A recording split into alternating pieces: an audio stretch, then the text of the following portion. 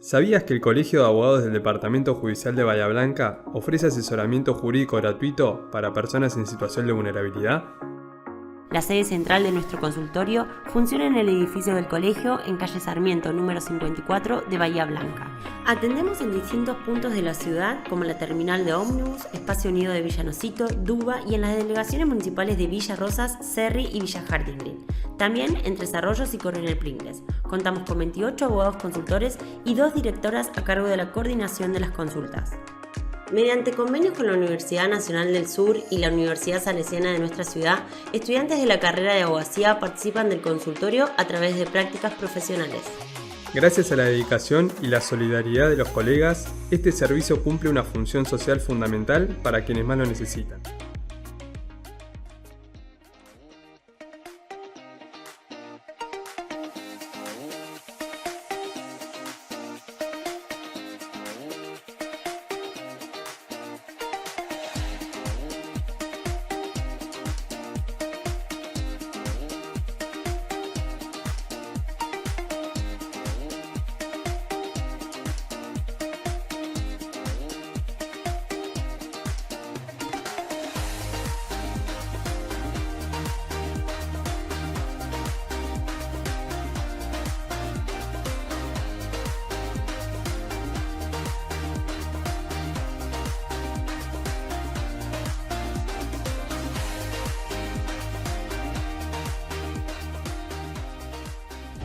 Bienvenidos a Bahía Blanca, corazón del sur argentino. Una ciudad que combina historia, desarrollo y una visión de futuro. Un epicentro educativo, científico, deportivo, cultural y económico.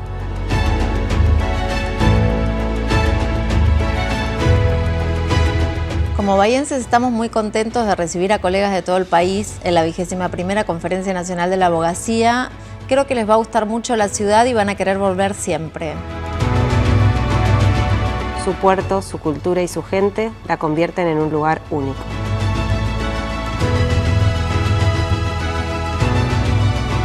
Una ciudad que te invita a recorrer sus espacios verdes, así como su variada propuesta artística y gastronómica. El Colegio de Abogados de Bahía Blanca no solo es parte de la ciudad, sino que es historia viva, el más antiguo del país, comprometido con la formación, el compromiso ético y la defensa de los derechos desde 1908. Un lugar de encuentro y conexión entre colegas, que acompaña el desarrollo profesional con capacitaciones constantes y actualizadas, que busca siempre brindar más y mejores servicios para sus matriculados, generando vínculos que forjan una comunidad sólida y de apoyo mutuo. Los esperamos en mayo próximo, ya estamos en el colegio organizando todo para recibirlos de la mejor manera.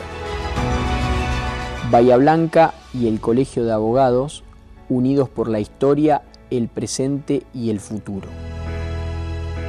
Este es el evento académico más importante que lleva adelante nuestra federación y que reúne a todos los abogados y abogadas del país y a todos los colegios de la abogacía. Los esperamos.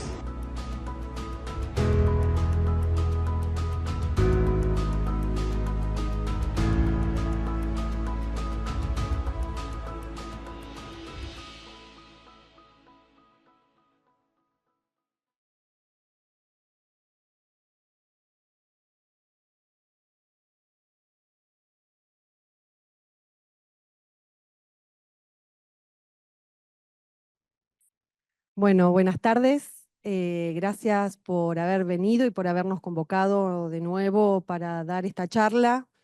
Es una charla que nosotros ya la habíamos dado de forma resumida, pero con los otros institutos, y en un momento en el que de alguna manera el decreto 70-2023 estaba recién siendo aplicado y lo que podíamos llegar a dar como charla o a ofrecer como charla era nuestros puntos de vista, algún evaluación sobre las posibles consecuencias que podía llegar a traer o a implicar este decreto sobre la materia de salud. Y hoy, tal vez con el diario El Lunes, por decirlo de alguna manera, ya estamos hablando sobre un terreno un poco más concreto. Existieron modificaciones que las vamos a ir diciendo a medida que vamos avanzando en los temas, y vamos a hablar sobre cuestiones que son totalmente reales y no ya sobre suposiciones o sobre cuestiones hipotéticas que para la charla anterior habíamos considerado ya sea beneficioso o no en ese tipo de, en este tipo de materia. Por eso es que van a haber algunas cuestiones que vamos a reiterar. Esas cuestiones son muchísimas modificaciones, como la prescripción por nombre genérico, como el uso de la receta electrónica.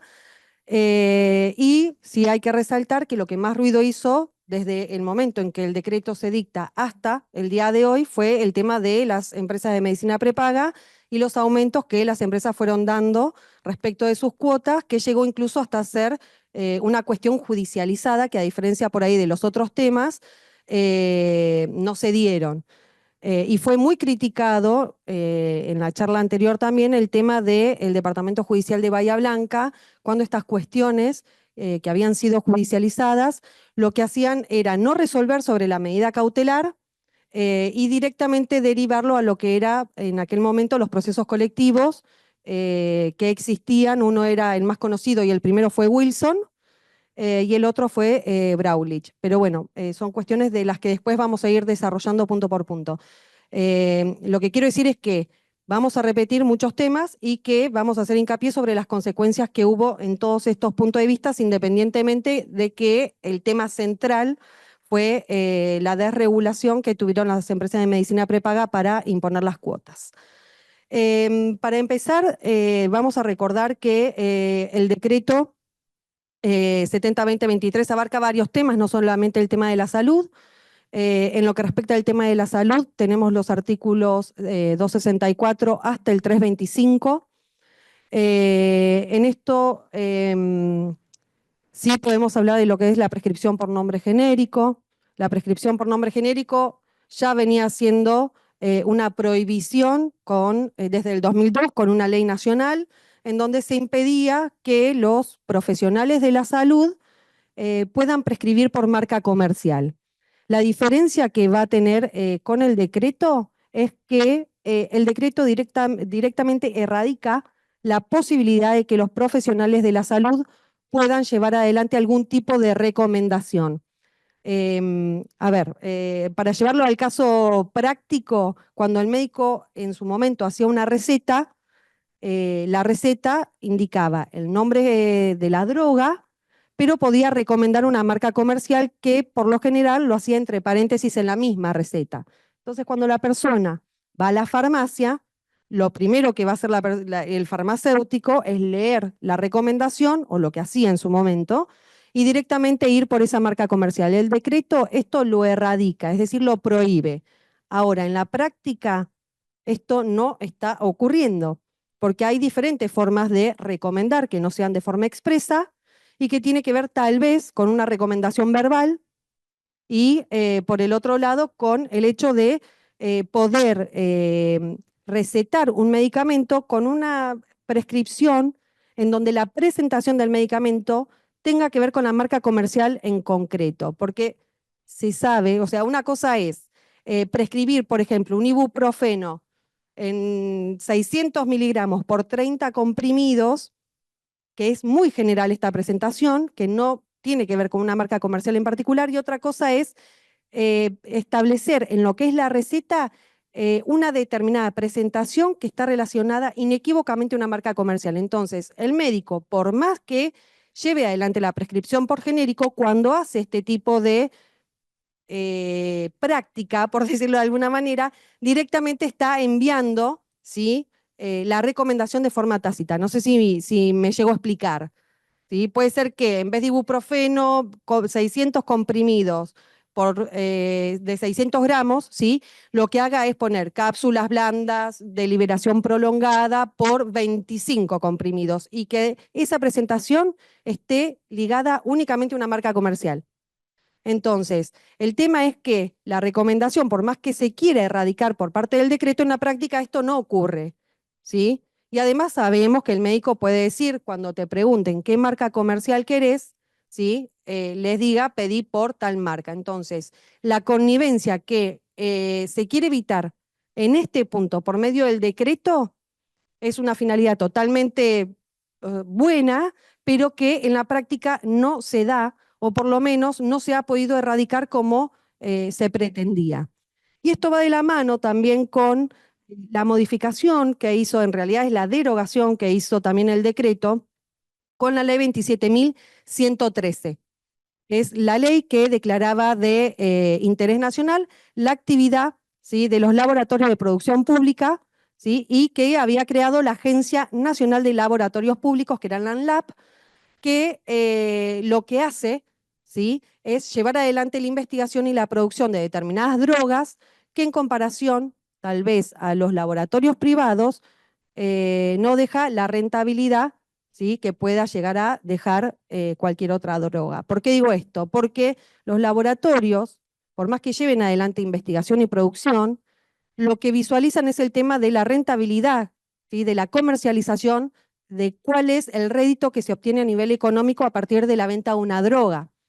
Si nosotros tenemos un laboratorio, ¿sí?, en donde va a evaluar si es más factible vender y obtener ganancias de un medicamento utilizado por 1000 personas al de un medicamento utilizado en una persona dentro de las 1000, obviamente que la investigación y la producción va a estar destinada a vender aquella droga que mayor rentabilidad va a tener en el mercado, que es lo que se trataba de evitar por medio de lo que eran los laboratorios públicos, y en donde, además de la derogación de la ley, hubo un recorte de presupuesto en el que, de alguna manera, se limita que esto se pueda llegar a dar en el seno público, ¿sí?, y que salga a competir con el mercado privado, que es lo que también genera el aumento de lo que es los precios en el mercado, que ya para marzo, ¿sí?, de este año tuvieron un aumento del 146%.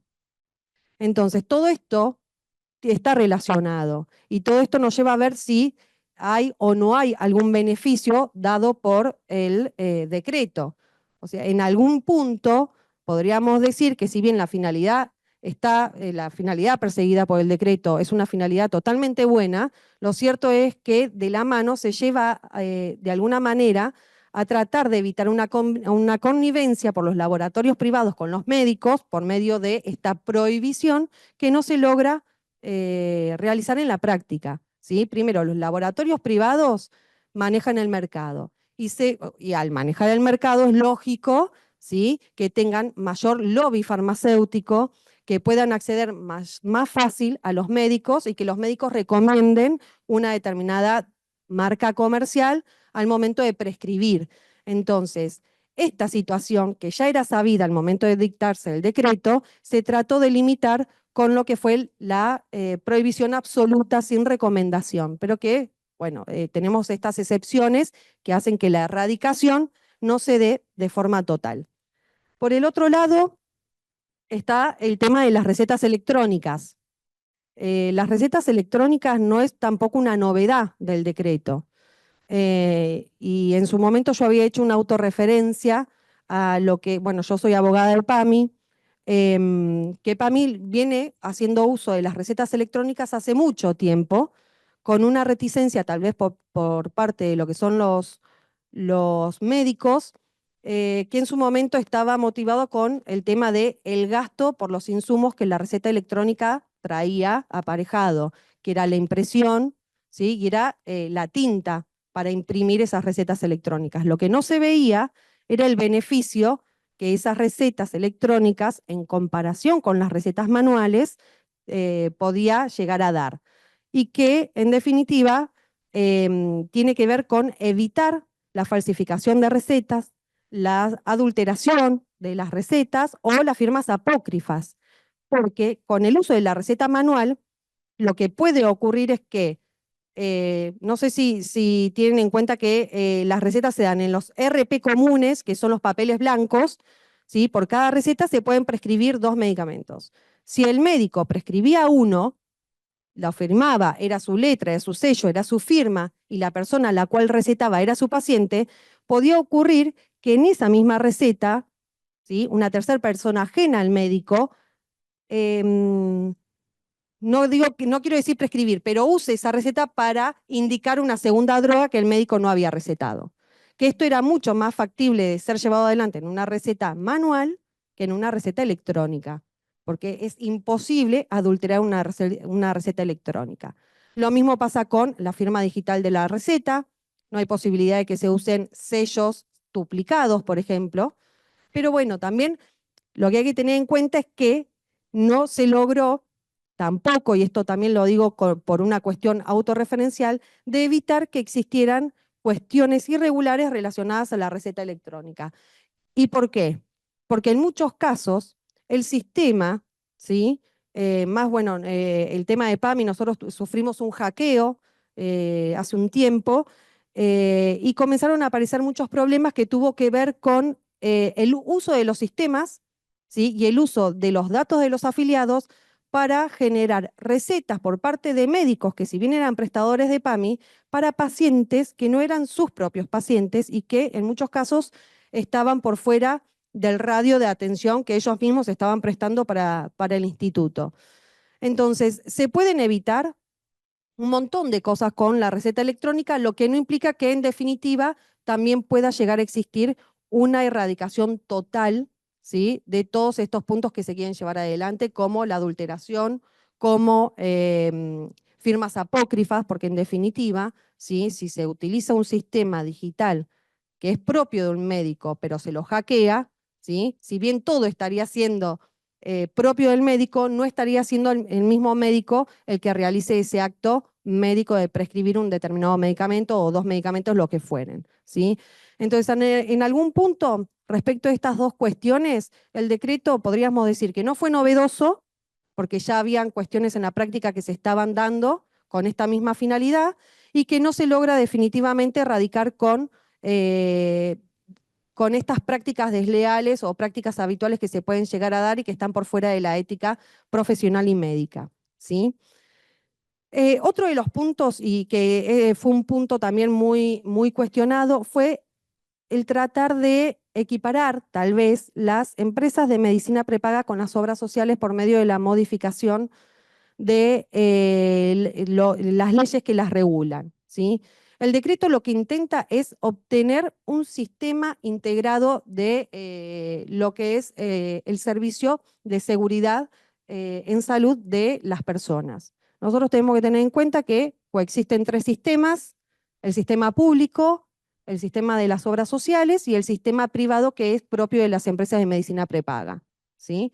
Por lo general, los que van al sistema público son los que no cuentan con ningún servicio de cobertura médico-asistencial de los otros 2 sistemas, ¿sí? Y las empresas de medicina prepaga, por supuesto, y a diferencia de los otros 2 sistemas, como hemos dicho en varias oportunidades, es que tienen o llevan adelante una negociación. Ellos tienen un rédito por los servicios que prestan, ¿sí?, un rédito económico. Cuando se intenta llevar adelante esta equiparación, incluyéndolas como agentes de salud, al igual que las obras sociales, esto no se logra tampoco en la práctica. En el decreto se establece esta búsqueda de integración de los subsistemas, pero en la práctica no se obtiene. Nosotros tenemos alrededor de 700 empresas de medicinas prepagas reconocidas. Hasta los primeros días de octubre no hubo ninguna empresa de medicina prepaga que se inscribiera en el registro para poder estar equiparado a las obras sociales y recibir los aportes directos de las personas. Recién los primeros días de octubre fue que Swiss Medical, la única empresa de medicina prepaga, se inscribiera para llevar adelante esta recepción, ¿sí?, y evitar con la triangulación que hasta el momento existía. No sé si hasta ahí vamos, porque, a ver, cuando nosotros empezamos una relación laboral, por ejemplo, nosotros estamos o tenemos una determinada obra social. Si después decidimos cambiarnos, que esto también es un punto propio del decreto, pero para que quede o para que se entienda, si nosotros decidimos cambiarnos esa obra social, lo que hace es derivar aportes a la empresa de medicina prepaga si nosotros decidimos optar por una empresa de medicina prepaga. Esto es lo que se denomina la triangulación. con lo que es el intento de equiparación de las empresas de medicina prepaga con las obras sociales, se trata de evitar que esta triangulación exista y que directamente los aportes y las contribuciones vayan directamente a la empresa de medicina prepaga. Pero como bien dije, la única hasta el momento es Swiss Medical, ¿sí? Y recién a principios de octubre ocurrió esto, o sea que es sumamente reciente. Y ahí sí nos podemos cuestionar por qué tal vez las empresas de medicina prepaga no se inscribieron, y tiene que ver con una cuestión también económica. Cuando se lleva adelante la equiparación teórica, la idea es que tengan las mismas obligaciones y las facultades también, ¿por qué no?, de las obras sociales. Esto implica aportar al fondo de redistribución, que es un aporte que tienen que hacer las empresas de medicina prepaga y que están obligadas las obras sociales hoy por hoy, que es de entre el 15 y el 20%. Si una empresa de medicina prepaga se inscribe para recibir aportes directos, está obligada a llevar al fondo de redistribución este 15 y 20% de los aportes que recibe. Este fondo de redistribución es un fondo que después se va a utilizar para solventar algunas prestaciones que sean muy costosas o que no tenga ningún tipo de respuesta por los sectores privados o por las obras sociales, ¿sí? Pero definitivamente esto implica una disminución de los ingresos económicos de la empresa de medicina prepaga. Tal vez esto sea uno de los motivos por los cuales no exista aún una inscripción como se esperaba para recibir aportes directos por parte de estas empresas. Y otro de los puntos, tal vez, es el tema de la cuota diferencial. Las obras sociales no pueden cobrar cuotas diferenciales por enfermedades preexistentes, ¿sí? Lo que sí pueden hacerlo hoy las empresas de medicina prepaga. Pero si se pasan a equiparar, pasan a tener esta limitación. Entonces, por más que uno tenga una enfermedad preexistente, si se anotan para recibir aportes directos, estas cuotas diferenciales que son sumamente desmesurables, de acuerdo al tipo de patología que se tenga, no van a poder ser cobradas por las empresas. Entonces tiene una nueva pérdida económica, ¿sí? Todo esto es lo que nos lleva a decir, bueno, que el decreto en definitiva está muy bien teóricamente, pero en la práctica no se está cumpliendo y tenemos que tener en cuenta que desde diciembre ahora tenemos 10 meses y en 10 meses ninguna empresa de medicina prepaga siguió el lineamiento del decreto, a excepción, vuelvo a decir, de Swiss Medical, y sigue manteniéndose este sistema de triangulación, ¿sí?, que en vez de estar erradicado como pretendía el decreto, termina coexistiendo, ¿sí?, al lado de estos aportes directos que se buscaba como una, no lo quiero decir como una cuestión idílica, pero en definitiva sí, porque de alguna manera las empresas de medicina prepaga siempre van a buscar la obtención de una ganancia porque están destinadas, son empresas destinadas a obtener un determinado rédito económico por un servicio. A diferencia de otras empresas, las empresas de medicina prepaga lo que otorgan es un servicio de cobertura médico-asistencial, ¿sí? Pero no dejan de ser empresas propiamente dichas. Entonces, tratar de equipararlas a las obras sociales fue un despropósito que, bueno, por lo menos es mi opinión, porque en definitiva no se logra y no se va a poder lograr. Lo que hay que tener en cuenta es que tampoco tenemos una equiparación de calidad de prestaciones, ¿sí?, tanto de las empresas de medicina prepaga en comparación con lo que van a hacer las obras sociales, ¿sí? Las calidades no van a ser las mismas. Entonces no se puede salir a obligar a competir en digamos, en una línea de despegue que es totalmente disímil uno del otro. Y obviamente no vamos a hablar del sistema público que con el recorte presupuestario está también muy al límite, ¿sí?, de otorgar buenas prestaciones y cantidad de prestaciones. Pero bueno, son todas cuestiones que con el paso del tiempo vamos a ir viendo cómo siguen, cómo continúan, pero que sí.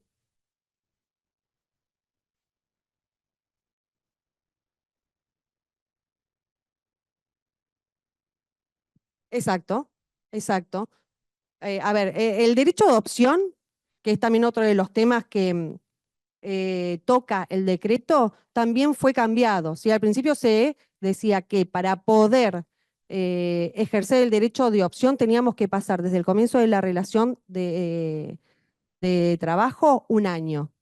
¿Sí? Y después recién ahí podíamos optar. Es decir, que si no te gustaba la obra social que te tocaba por esa relación de ese trabajo que vos tenías, tenías que esperar obligatoriamente un año para poder elegir si ibas a una empresa de medicina prepaga por triangulación o si te quedabas con esa obra social. Hoy podés elegir, primero, ¿sí? Con todos los agentes de salud que tenés. Obviamente que pues si hubiese más empresas de medicina prepaga, además de Swiss Medical, serían las otras empresas de medicina prepaga, se evita la triangulación y elegís la que vos querés. Y otro de los puntos es que no tenés que esperar el año, ¿sí? Hoy entras en la relación laboral y podés elegir entre Swiss Medical o la obra social, sin esperar el tiempo este o el periodo este. Sí existe un periodo después que hay de espera, que son de 12 meses, ¿sí? El marco, digamos, legal anterior a esto exigía que también tenías que esperar un año para poder cambiarte, ¿sí? Entre opción y opción. Hoy, con el decreto, si bien nos establece esto de forma concreta, lo deriva como una facultad por parte de la superintendencia que termina fijando el máximo permitido por el decreto, que es 12 meses. Es decir, que vos vas a tener que esperar 12 meses para volver a hacer la elección, si es que te querés cambiar, ¿sí? A otra empresa de medicina prepaga o a la obra social. ¿Dani? Ah, bueno. Cuando lo actualiza, pero vos lo dijiste. Ah, listo. La derecha opción. Bueno, ¿qué tal? Buenas tardes. Continuando con lo que dijo Nati, el tema del decreto con respecto al decreto 7023, con las modificaciones al sistema de salud, lo que bien dijo ella, el principal, digamos, la principal crisis que ocasionó a nivel judicial fue el tema de los aumentos en las cuotas, ¿sí? Fue un tema muy controvertido, del que hay muchísimos fallos a lo largo de todo el país. Bueno, su análisis es bastante difícil, entonces lo que nosotros vamos a hacer es tomar algunos tips o pautas importantes para tener en cuenta al respecto, ¿sí?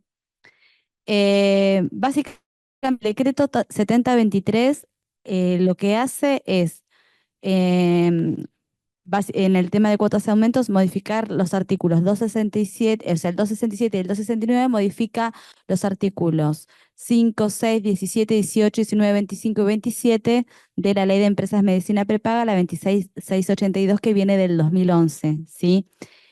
Con respecto al tema de los aumentos, es el artículo 17 de la Ley 26682, que establecía lo siguiente. Establecía que los cuotas de los planes, la autoridad de aplicación, que era la Superintendencia de Salud, fiscalizará y garantizará la razonabilidad de las cuotas de los planes prestacionales, ¿sí? Y que esta superintendencia autorizaría el aumento de esas cuotas cuando ese aumento esté fundado en la variación en la estructura de costos y que haya un razonable cálculo actuarial de riesgo, ¿sí? Era todo un análisis profundo de la situación económica de la empresa y de los servicios que prestaba la empresa. También menciona que se podían, también establecía límites en cuanto a los planes, los precios en los planes diferenciales, y que entre las franjas etarias, entre la menor y la mayor, no podía haber una diferencia de 3 veces entre el precio de la primera y de la última franja, ¿sí? Luego de esta ley 2682, en lo que se refiere a los costos de las cuotas de los planes de salud de las empresas de medicina prepaga, se había dictado en el año 2022 el decreto 743, que limitaba el aumento por 18 meses, ¿sí? Fijando topes, sumando 2 variables, si se quiere, que era el costo de las empresas de medicina prepaga en el tipo y calidad de prestación, ¿sí? Y en el índice de variación salarial, porque el índice de variación salarial no estaba contemplado en la redacción originaria de la ley, ¿sí? Entonces, lo que se hace de alguna manera es limitar el valor de la cuota a ese índice de variación salarial, con lo cual aumentaba esa cuota en forma proporcional o de acuerdo al índice que se fijaba, que el gobierno fijaba ese índice, ¿sí? Entonces, los aumentos están muy controlados, muy controlados. Con el decreto 7023, dentro de los fundamentos del decreto, a nivel general también, se establece que, bueno, el objetivo que preside todo el marco regulatorio de este decreto, que no olvidemos que es un decreto de necesidad y urgencia, y por esto también es cuestionada su constitucionalidad, se basaba en una cuestión de fundamentos políticos económicos, en los cuales se pretende liberar el precio de las cuotas de los planes, dar libertad a las empresas para la fijación de las cuotas de los planes asistenciales de salud a libre discreción, considerando que eso se iba a producir una autorregulación del mercado, o sea, que la competencia entre esas empresas iba a hacer que los planes se autorregulen en sus costos y bajen, porque se iban a pelear por ofrecer mejores servicios para captar mayor cantidad de clientes. Ese era el concepto que motiva un poco también esta reforma, ¿sí? Dentro de, entonces, del decreto 7023, lo que se produce es esto, una liberación de los precios. Se mantiene el único límite que era el último párrafo original del artículo 17 de la 26682, que era los límites entre los planes, o sea, de 3 veces entre el primer plan y el último, de acuerdo a la franja etaria. No es una incorporación, sino que se mantiene este último párrafo de la ley original. Como decía recién Nati, dentro de estas cuotas y aumentos, los empleados pueden derivar sus aportes a las empresas de medicina prepaga sin la intermediación de la obra social, que en realidad no estaría ocurriendo, porque en este registro que se crea, solamente recientemente se escribió Swiss Medical, pero no hay nadie más inscripta, con lo cual sigue operando la triangulación. Esta triangulación, ¿qué implica? Como recién decía ella, implica que cuando uno está trabajando en relación de dependencia, tiene asignada, en principio, una obra social sindical correspondiente a esa actividad, ¿sí? Antes del decreto, lo que pasaba era que uno tenía que permanecer en esa obra social sindical de origen por un año mínimo. Ya ahora uno puede optar de entrada por cambiarla. Y si uno optaba por tener una empresa de medicina prepaga, habría que, por ejemplo, el caso más usual y típico era la triangulación con ACE, que es la obra social de los sindicatos de empresas, si no estoy equivocada, la terminología. Em, y el empleado en relación de dependencia derivaba sus aportes a ACE y, por ejemplo, desde ACE contrataban Swiss Medical. O sea, esta era la famosa triangulación. Pero ¿qué pasaba? En esa triangulación donde el empleado de recordemos, el 3% que él abona de su recibo de sueldo, más el 3% de que abona el empleador, un 6% de su sueldo, iba a ACE, por ejemplo, en el ejemplo que estamos dando. ACE retenía un porcentaje por sus gestiones y cargos administrativos y derivaba el resto a Swiss Medical. Esto es lo que venía pasando en la práctica. Y lo que continúa pasando, porque si bien el objetivo, como decía Nati recién, era evitar esta triangulación, no se están inscribiendo empresas de medicina prepaga para recibir directamente los aportes. Entonces, sigue pasando en el hecho. La diferencia es esta, que desde entrada el empleado puede optar directamente por elegir la obra social sindical que pretenda. Bueno, lo de la opción también lo habías explicado vos, lo del plazo. Sí. No, está bien, porque hay mucho para hablar acá, así que si de última, si alguien tiene duda con respecto al derecho a opción, eso ya lo volvemos a ese tema. Entonces, la autoridad de aplicación, este es el principal cambio que vemos, que es lo que recién les decíamos, el artículo 17, la 26682, no va a revisar más ni fiscalizar los contratos, ni la razonabilidad de los contratos, ni la razonabilidad de los aumentos, ni nada. O sea, hay una liberación total de eso. El único límite que persiste es el del trato digno, que tiene que ver con o sea, la Ley de Derechos de Defensa del Consumidor y el artículo 1097 del Código Civil que se refieren a esto, al trato digno, las conductas y prácticas abusivas que en ese sentido pueden llegar a revisarse, pero basándose en los parámetros de estos dos artículos, ¿sí? Que subsisten y que tienen plena vigencia. Entonces, como decíamos, si hay un aumento desmedido o no, y aunque sea intempestivo, digamos, no podría alegarse nada más que si hay una cierta vulnerabilidad, y acá empezamos a entrar un poco en tema, el tema que han analizado los fallos, en la vulnerabilidad médica y económica. ¿Por qué? Porque la mayoría de los fallos que ha habido han hecho hincapié en esto, ¿sí? ¿Qué argumentos se utilizaron en la práctica para cuestionar la constitucionalidad del decreto, más allá del mero procedimiento de sanción, que es la jerarquía normativa, lo que hablábamos antes, o sea, de fundamento, más allá de esta cuestión de base? ¿Qué se ha usado, qué argumentos se han usado las personas para cuestionar la legalidad o la inconstitucionalidad de este decreto?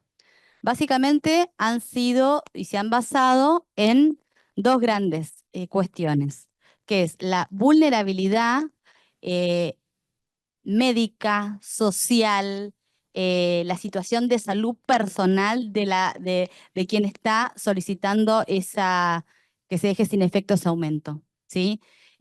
Particularmente casos de personas mayores de edad, perdón, adultos mayores, 70 para arriba, 60 para arriba, gente que está jubilada, que tiene problemas de salud de base, personas con discapacidad, que también tienen una dependencia bastante importante de las prestaciones de las empresas de medicina, prepaga, niños, niñas y adolescentes. Esos son los principales cuestionamientos y planteos que ha habido con respecto a que este aumento desmedido ha afectado la salud de este grupo vulnerable. Y además que ese grupo vulnerable no lo puede pagar, que es lo que pasa en el 99% de los casos, generalmente, que son personas que dependen para, digamos, tratar su enfermedad, que generalmente hay situaciones de mucha cronicidad, con lo cual los costos son bastante más elevados. Entonces, necesitan sí o sí de esta prestación de salud que sea a un costo razonable, ¿sí? Que es lo que se plantea en estos casos. En los primeros fallos que se fueron dictando, se pedía dejar sin efecto el decreto 7023 y que siga vigente la anterior regulación que hablábamos, que era de acuerdo al índice de variación salarial. No se pedía algún índice en particular. Algunos fallos empezaron sí a pedir que sea de acuerdo al IPC, y otros no lo planteaban, como que lo dejaban al arbitrio judicial, pero sí se oponían al aumento, ¿sí? Hubo distinta gama de fallos, por así decirlo. Los más resonantes fueron los que comentó Nati, que son Brauchli contra Sociedad Italiana de Socorros Mutuos, Wilson contra Estado Nacional, Morsenti contra OSDE. Hay un boletín al que les vea, si quieren después les paso el link, que está muy interesante porque está elaborado por la Escuela de la Defensa Pública, pero bueno, está actualizado al mayo del 2024 y está un breve resumen de todos los fallos, son muchos, ¿sí? Pero bueno, está actualizado a mayo y esto es como que sufre una actualización permanente. Uno de los fallos que yo que pude rastrear y pude acceder a ver qué había pasado hasta ahora fue el de Morsenti contra OSDE. Para poner un poco en tema, en el caso de Morsenti contra OSDE también se trataba de una persona de edad avanzada que tenía una cierta patología, entonces ya de por sí la considera en estado de vulnerabilidad. Habla de las 100 reglas de Brasilia, de las personas con condición de vulnerabilidad, que son aquellas personas que por su edad, por su género, por su estado físico-mental o por circunstancias sociales, económicas, étnicas o culturales se encuentran en especiales dificultades para ejercer con plenitud ante el sistema de justicia los derechos reconocidos, ¿sí? Esa vulnerabilidad se relaciona con la imposibilidad del individuo de poder gozar de su derecho humano en un pie de igualdad con otras personas, por eso la especial protección que requiere. Y bueno, acá se refiere a la población adulta mayor como sujetos de vulnerabilidad social, ¿sí? Por su edad. También hacen referencia a la Convención Interamericana sobre Protección de Derechos Humanos de Personas Mayores, incorporado por Ley 27360 a la jerarquía constitucional. En primera instancia, este es un fallo del Juzgado Federal de Concepción del Uruguay, del 13 de marzo de este año, ¿sí? Se hace lugar a la medida cautelar y suspende los aumentos dispuestos por la cobertura de salud y extiende los efectos de la medida con carácter colectivo a todas las causas de futuros adherentes que se encuentren en las mismas circunstancias con aumentos de cuotas similares efectuados por la demandada. La mayoría de las causas colectivas sufrieron un colapso bastante importante porque empezaron a recibir adhesiones. ¿Se escucha bien? Sí. A ver. No sé.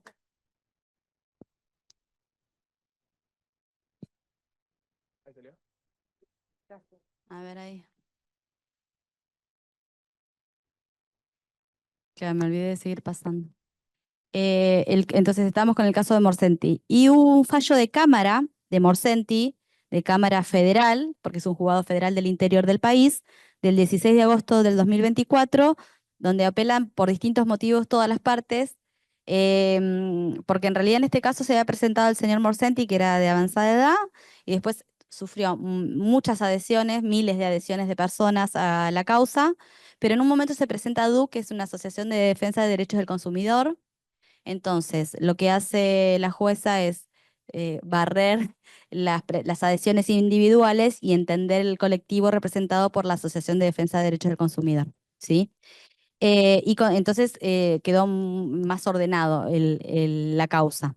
Entonces, tanto ADUC como el actor y OSDE apelan por distintos motivos, pero bueno, en definitiva la Cámara declara la inconstitucionalidad de los decretos de los artículos 267 y 269 del decreto 70 del 2023, que es lo que se refiere al artículo 17 de la Ley de Empresa de Medicina Prepaga, y dice que la Superintendencia de Salud de la Nación sigue teniendo facultades de fiscalización y control de la razonabilidad de los aumentos de las cuotas. Es un fallo largo, de acceso público, pueden entrar y pueden ver los fundamentos a los que remito, pero bueno, se basa más o menos en todos los temas que venimos conversando, ¿sí? En la mayoría de los casos se otorgaron las medidas cautelares. Hubo al principio ciertas resistencias en cuanto a la competencia, hubo fallos con respecto a eso, que algunos se declaraban incompetentes. Había como una confusión generalizada con este tema. De a poco se fueron animando los juzgados a expedirse y la mayoría de los casos que yo estuve viendo se estuvieron aceptando las medidas cautelares. Acá en Bahía Blanca, al principio no, después vamos a ver que hubo un cambio en el criterio, ¿sí?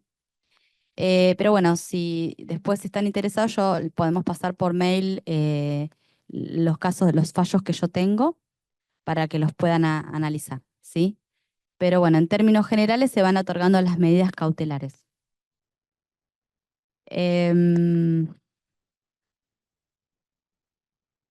Acá lo mismo. Este es el de Morsenti.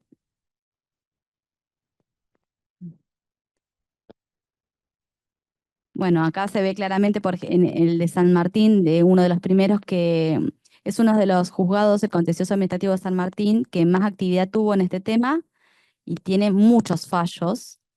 Y bueno, acá se ve un ejemplo de cómo dice que no se debe aplicar los aumentos teniendo en cuenta la edad y que padece diabetes. O sea, es la condición de vulnerabilidad que estábamos diciendo al comienzo, ¿sí? Al principio, acá me quedó, bueno, los juzgados de Bahía Blanca se declaraban incompetentes y remitían la causa a Wilson, que era contra Estado Nacional, o a Brauchli si era contra una del hospital italiano, o Morsenti si era contra OSDE, bueno, el que sea de referencia, porque había muchos expedientes colectivos en ese momento. A ver.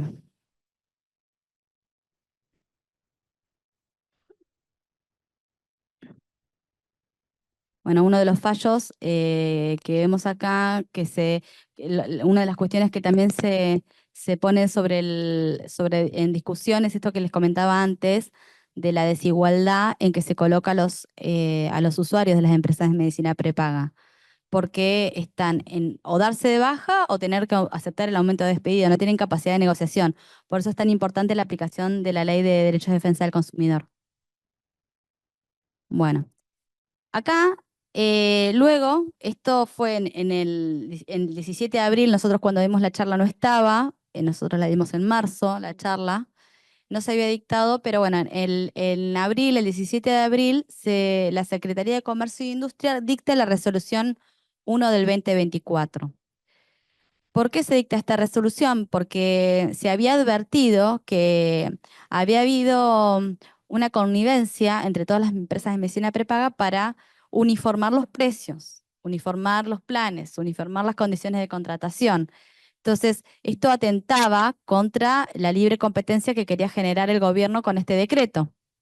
Hubo denuncias concretas de cartelización contra las empresas de medicina prepaga, y por esto la superintendencia, bueno, acá no está referenciado, pero en un momento inician una medida cautelar para lograr frenar los aumentos, y después se llega a un acuerdo entre las empresas de medicina prepaga y el gobierno, y se decide y se dicta esta resolución, que es la 1 de la Secretaría de Comercio e Industria, que le pone un tope, ¿sí?, al aumento, le pone un límite, ¿sí?, que es lo que se estaba basando alguno de los fallos, que era en el IPC, en el índice de precios del consumidor, ¿sí? Se establece este índice, bueno, como sabemos, el INDEC es el que publica los índices de inflación mensual y de inflación acumulada. Entonces, lo que se hace es hay que hacer un cálculo. Al principio, hasta que uno lo entiende, es un poco complicado de sacar, pero bueno, sí, a mí me costó porque tuve varias consultas de clientes en este sentido, con respecto a cómo se calculaba el aumento, si estaba bien calculado, si no estaba bien calculado. Y era difícil acceder porque en realidad o sea, la fórmula que te dice la resolución, ¿cuál es? Es la cuota del plan de salud médico asistencial de diciembre multiplicado por, que es el índice este, que es 1 más la variación porcentual entre el IPC, nivel general, elaborada por el INDEC vigente al momento de facturación correspondiente, y el mismo mes o sea, y el mismo índice correspondiente al mes de diciembre del 2023. Entonces, yo ahora les voy a mostrar un calculito igual ya no está vigente, pero bueno, como yo tuve el trabajo de hacerlo, ese cálculo, digo, bueno, por ahí a futuro le puede llegar a servir a alguien, lo comparto, de cómo es que se calcula. Esto estuvo vigente por 6 meses, ¿sí? ¿Por qué? Porque a partir de ahora de septiembre, de octubre ya, se liberó nuevamente el valor de los aumentos de las cuotas, ¿sí? Entonces ahora estamos de nuevo a... Claro, no, en realidad lo que tenemos son los antecedentes judiciales que estábamos comentando. O sea, volvemos a lo mismo, a ver si hay una situación de vulnerabilidad económica, social, y que haga que la persona no pueda pagarlo. Entonces, concretamente lo que hay que demostrar es la necesidad de contar con esa cobertura de salud y la imposibilidad de pago de la cuota que está pretendiendo la obra social, ¿sí? Pero bueno, por eso en ese sentido me parece también interesante tener a mano este cálculo, porque uno puede ver, bueno, a ver si se zarpó mucho con el índice de la obra social, o más o menos es como venía aumentando, ¿sí? A ver, vamos estos son los fallos de Bahía, acá. Después volvemos a los fallos de Bahía. Pero básicamente, entonces, ¿cómo se saca el índice? Porque ese índice no está publicado en ningún lado. Entonces hay que hacer el cálculo. Yo no sé si se puede agrandar o no, ¿Cómo es que se puede? Esto tiene el botoncito para... A ver. Ahí está. Este es un monto de cuota diciembre de 103.147 de cuota que se abonaba en ese momento, ¿sí? Que es la fecha en que se dicta el decreto. Entonces tenemos que calcular de enero a septiembre cuál es la cuota que tenemos que abonar. Y si hay diferencia o no también, porque uno se tenía que tomar el trabajo, además de a este cuadro sumarle la cuota que pretendía cobrar la empresa de medicina prepaga con lo que debería cobrar, entonces uno tenía que reclamar la diferencia, ¿sí? Entonces, acá se computa a noviembre. Me costó mucho entenderlo, pero básicamente, ¿por qué a noviembre? Porque para tomar la cuota de diciembre, la empresa de medicina prepaga, el cierre lo hace el 30 de noviembre. Entonces se computa noviembre, ¿sí? Del índice de cálculo, ¿sí? La inflación acumulada del 12,8. ¿De dónde saco este índice de inflación acumulada? Hay una paginita en internet que se llama chequeado.com, que tiene una calculadora. Entonces, lo que yo me tomo el trabajo de hacer es fijarme mes a mes qué índice de inflación acumulada tengo con respecto a noviembre 2023. Entonces, de noviembre 2023 a noviembre 20, tengo un 12,8 del mes. Sería el primer mes. La fórmula que me dice el índice de cálculo es, 1 más esto, es esto. Nosotros que no nos destacamos mucho por ahí en las matemáticas, los abogados, simple deducción. Deberíamos preguntarle a alguien que se dedique más y lo tenga más claro con este tema, pero bueno, 1 más 12,8 me da 1,128. Entonces yo lo que hago es, esta cuota de diciembre de 2023 lo multiplico por esto y me da de cuota esto, 116,349 para enero. Lo mismo acá, febrero. ¿Cuál es lo que más difícil es determinar este índice? A ver, ¿cuál es el índice de inflación acumulada? Porque yo no lo podía entender, lo calculaba diciembre, porque la fórmula de la resolución me decía diciembre y no me daba. Me daba cualquier cosa. Digo, ¿cómo es que? Bueno, es porque vuelvo sobre el mismo, calcular a noviembre. Entonces, de noviembre a diciembre, ahí ya tenemos 2 periodos, 41,56. Y le sumo más 1, da 1,41. De noviembre, bueno, y así con todos los meses hasta, siempre el punto de base es el mes de noviembre, que es el mes inmediato anterior a el dictado de la resolución 7023 en diciembre. Entonces, se toma noviembre a julio. Entonces, de noviembre a julio tengo una inflación acumulada del 164,67%, ¿sí? Me da el índice de cálculo porque es más 1, se fue sumando, a 2,6467, me da una cuota que en diciembre valía 103.147, a septiembre debería estar en 272,999, ¿sí?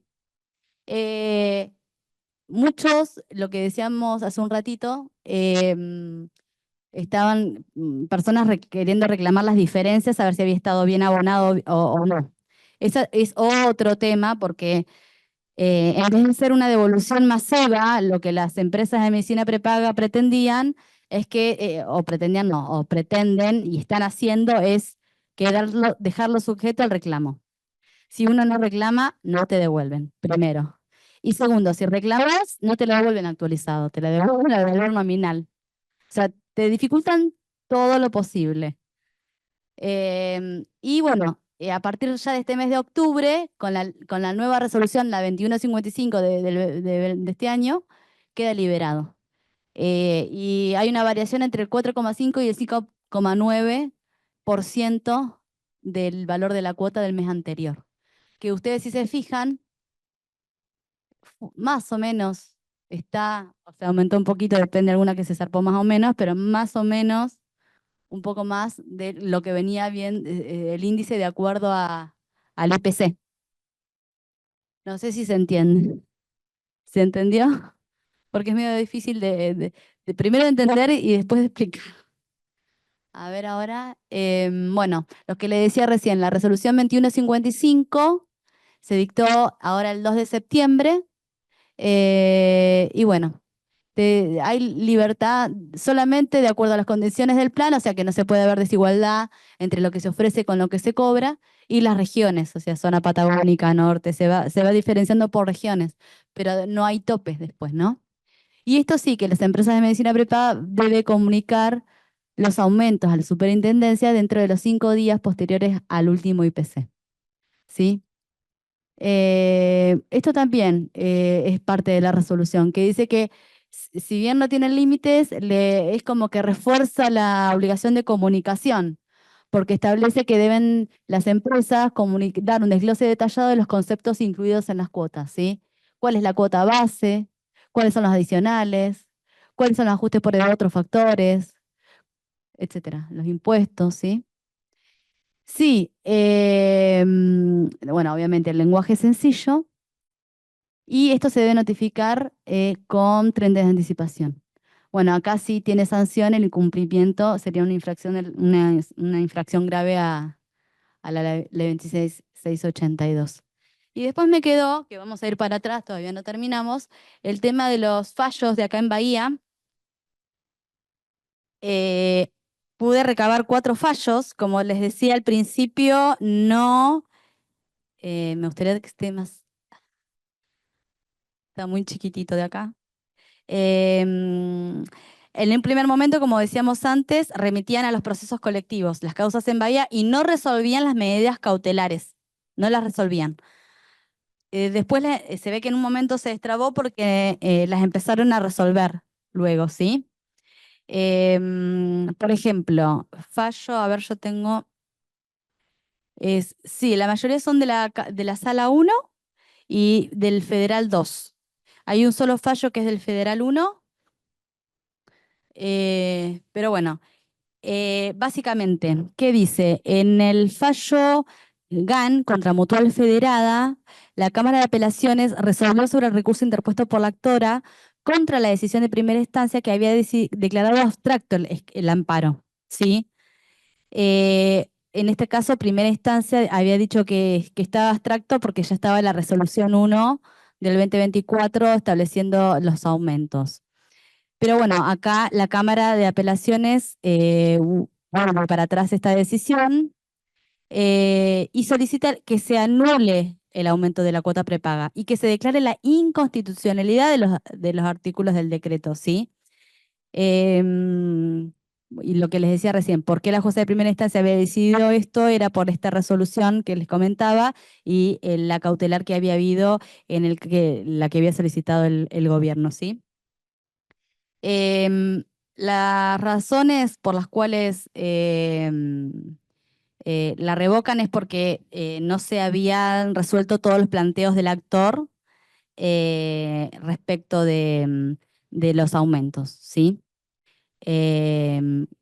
Básicamente eso. Después, el fallo, hay otro contra OSDE, también son todos de mayo del 2024. Se ve que se destrabó un tema y sacaron 4, sí, uno es de julio, mira.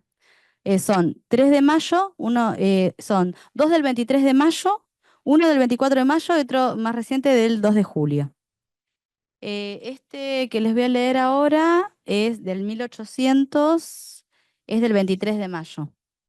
Y dice, también, era un caso de una mujer de edad avanzada, de 73 años, con certificado de discapacidad, presenta amparo contra OSDE por aumento en la cuota de su plan, basado, digamos, en la inconstitucionalidad del decreto.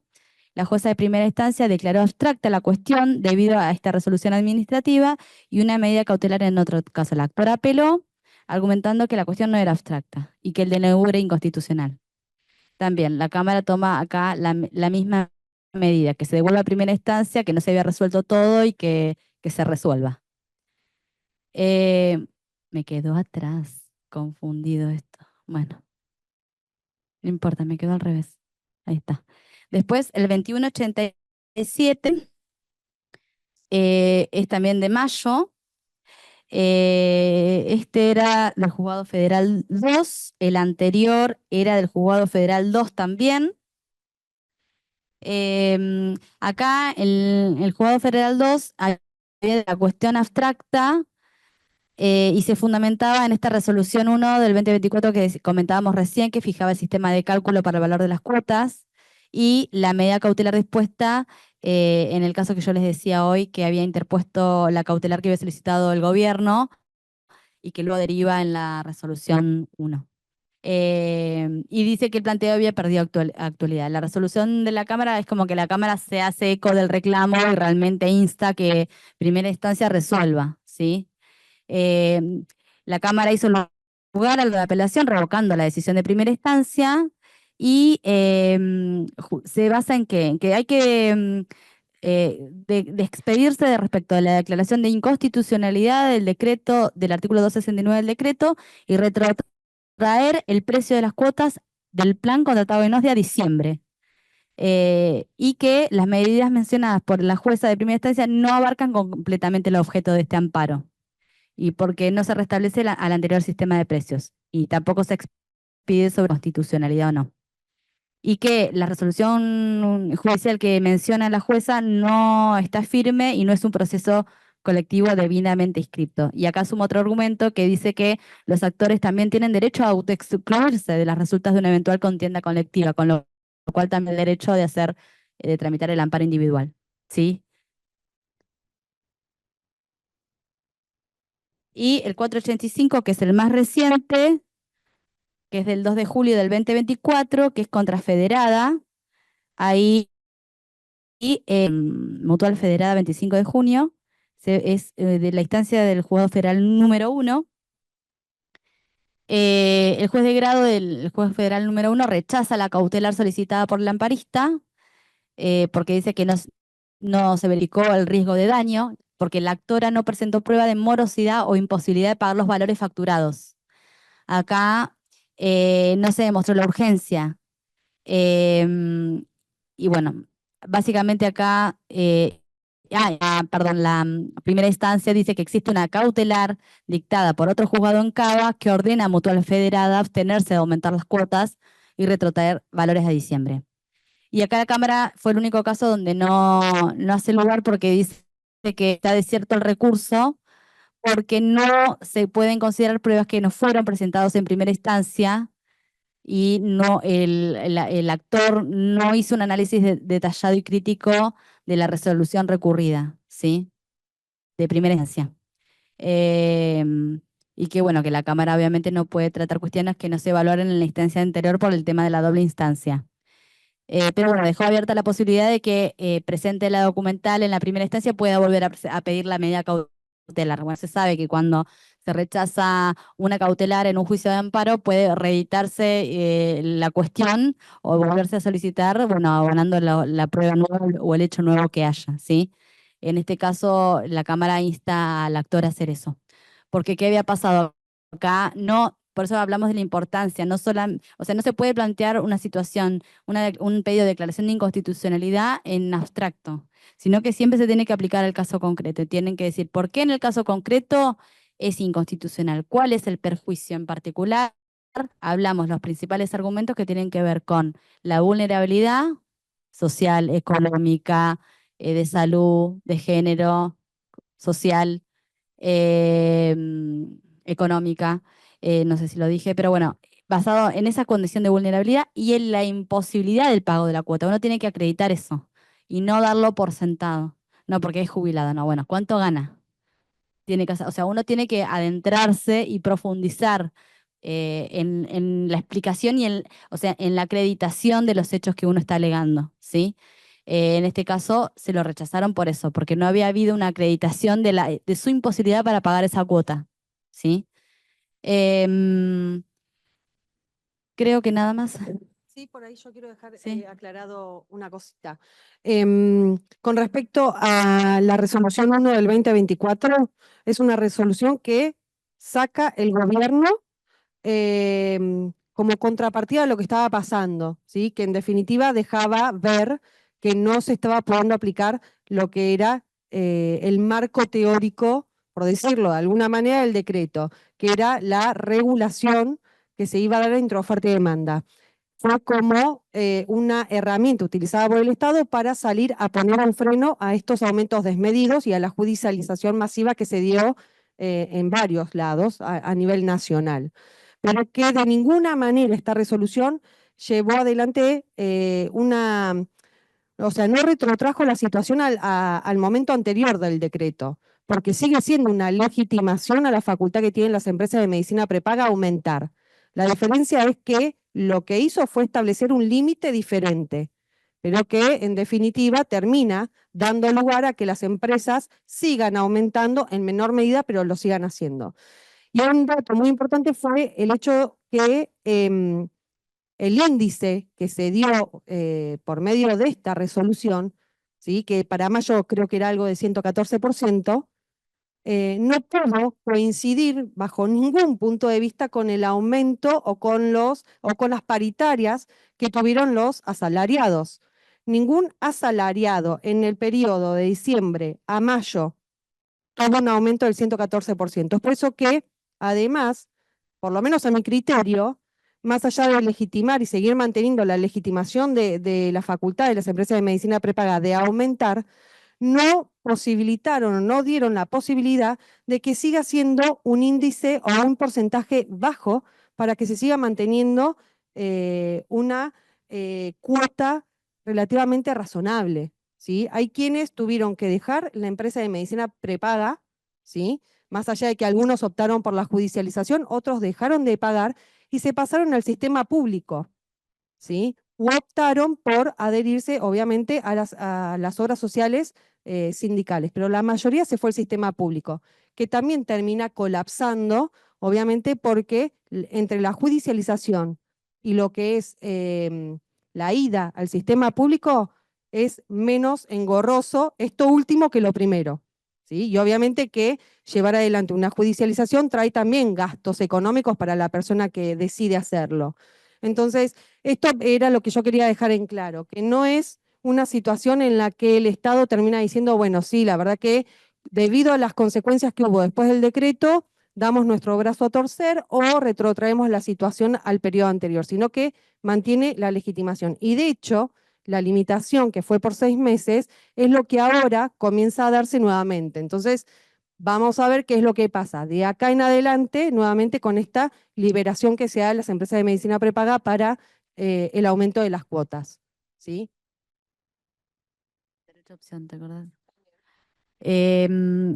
Volviendo al tema del derecho a opción, que me había quedado sin comentarles, bueno, en realidad Nati ya se había expedido sobre eso, pero había un tema que me parecía interesante compartir. Asumo que los que estamos todos acá somos abogados y también tiene cierta relevancia eso.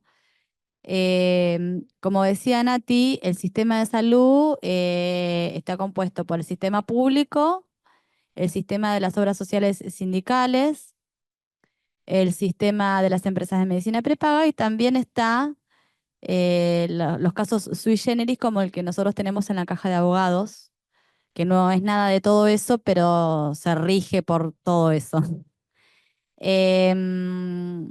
Generalmente, o sea, la obra social, que es casa, la obra social de los abogados, depende de la caja de abogados, y el consejo es el que va emitiendo las resoluciones y el reglamento y va modificando ese reglamento, ¿sí? ¿Cuál es la cuestión que se dio con todo esto? Nosotros estábamos analizando en su momento el derecho a opción, hablando de la libertad de opción, de elegir no, para ponernos un poco en tema de nuevo con este punto. Habíamos dicho que el decreto 170-24, que es complementario al decreto 70-23, ¿sí? Habla del derecho a opción de obra social o empresa de medicina prepaga. Entonces, tienen libertad de elegir los sujetos, cualquier agente de salud que se encuentre incluido en la ley 23660, que puede ser empresa de medicina prepaga u obra social, salvo los del artículo 9 del decreto que se refiere a los jubilados, ¿sí? Que solo podrán optar por PAMI y los agentes de salud inscritos en el registro del decreto 292-95, que es la obra social sindical de su propia actividad, ¿sí? O sea, elige o quedarse con la obra social sindical de su actividad o ir a PAMI. No puede optar por ir a la empresa de medicina prepaga. O sea que en ese caso está limitado. Los jubilados y pensionados. Como así también en el caso de las obras sociales provinciales como IOMA. Entonces, como recién dijimos, el trabajador, mientras está en actividad, puede optar entre obra social y empresa de medicina prepaga. Lo puede hacer al inicio de la relación laboral, como dijimos hoy, o luego del plazo de permanencia de 1 año. No tenés este plazo de permanencia anual si optás por cambiarte a una prepaga. Pero si estás en una obra social, no podés pasarte si estás en la prepaga, no podés pasarte a la obra social, sino después de 1 año. Esto no incluye a obras sociales provinciales como IOMA o las prestatarias de salud de profesionales como CASA, que era el caso que le comentábamos recién. Y se mantiene la carencia de 3 meses para las prestaciones superadoras del plan médico obligatorio, ¿sí? Pudiendo extenderse hasta 12 meses. En cambio, en el derecho a opción de jubilados, como dijimos recién, está la opción de PAMI, obra social sindical, y acá puse el caso de los abogados, ¿por qué? Porque por lo menos en el momento en que yo me matriculé, que es hace 12 años, la situación era distinta como está siendo este último tiempo. En ese momento nos daban la información de que uno podía optar cuando se adhiere, uno se inscribe en AFIP, hace todos los trámites en ARBA, en AFIP, en la caja, y se podía elegir, bueno, derivar los aportes previsionales solamente a casa, que son los aportes que nosotros tenemos por el ejercicio de la actividad, y podíamos optar por hacerlo o no, era de carácter optativo, no era obligatorio, hacer los aportes por el monotributo, ¿sí?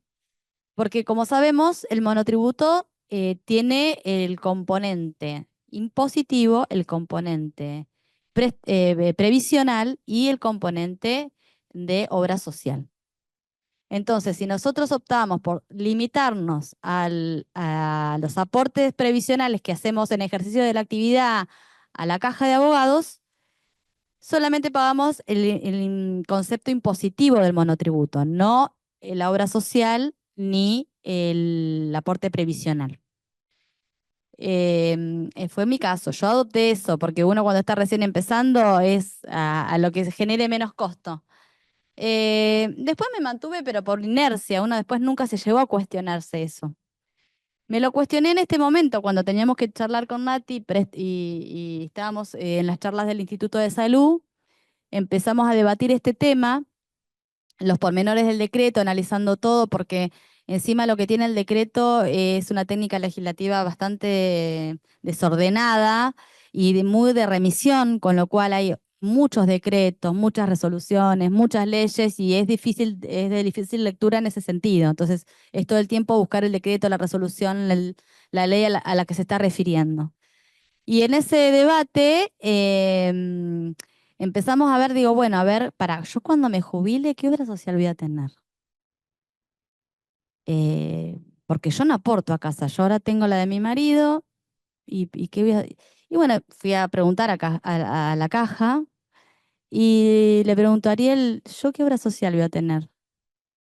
Mirá, me dice, si vos sos afiliado a casa en la actualidad y hasta que te jubiles, los últimos creo que 10 años te piden, si no estoy equivocada, si los últimos años de actividad vos estás afiliado a casa, cuando vos te jubilas, te descuentan el 10% o el 8%, ya ahora me estoy perdiendo la memoria, te descuentan un porcentaje de la jubilación, creo que era el 10%.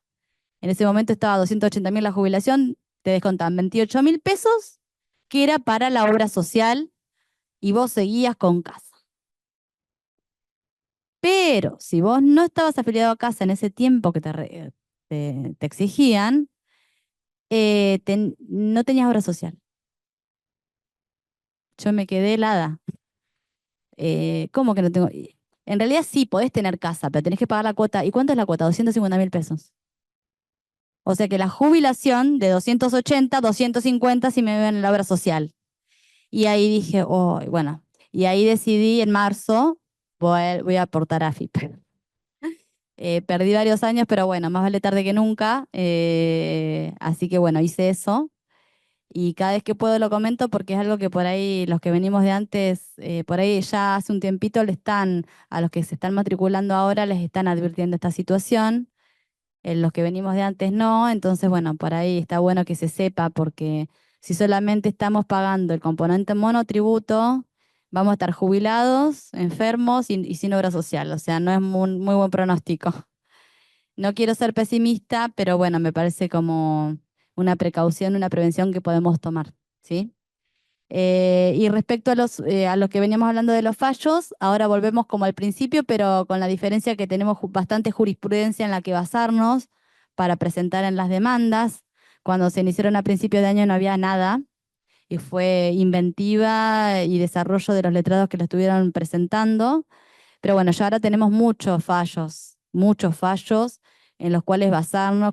Es más, hay muchos fallos contra casi todas las obras sociales, así que es buscar, si tenés OSDE, buscar los fallos que hay contra OSDE, si tenés Swiss Medical, buscar los fallos que tenés contra Swiss Medical, y ya tenés mucho en lo que sustentarse. Pero bueno, básicamente los fundamentos son los que veníamos diciendo de los fallos, y siempre, bueno, acreditar el caso particular. Eso es re importante, no quedarse en apreciaciones genéricas, sino en la vulnerabilidad y en la afectación en el caso concreto.